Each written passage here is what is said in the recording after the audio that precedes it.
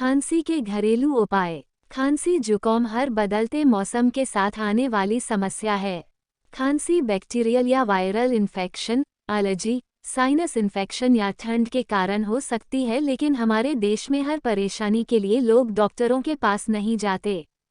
हमारी ही किचन में कई ऐसे नुस्खे छिपे होते हैं जिनसे खांसी जुकाम जैसी छोटी मोटी बीमारियां दूर हो जाती हैं।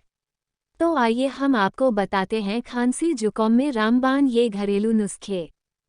खांसी के 11 बेस्ट घरेलू उपाय। हल्का गुनगुना पानी, जितना हो सके हल्का गुनगुना पानी पिएं।